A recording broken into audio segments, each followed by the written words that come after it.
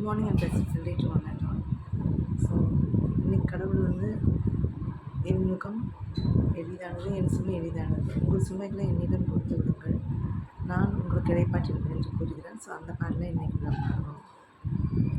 சுமை சுமந்து சோர்ந்திருப்போரே என்னிடம் எல்லோரும் வாருங்கள், என்னிடம் எல்லோரும் வாருங்கள், உங்களை நான் இளைப்பாற்றுவேன், உங்களை நான் காப்பாற்றுவேன், உங்களை நான் அரவணைப்பேன், உங்களை நான் அன்பு செய்வேன்.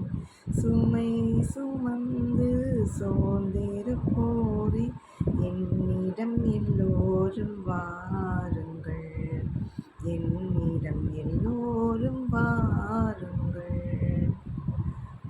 So when we hand over all our burdens to Jesus Christ, it becomes even more easier to carry.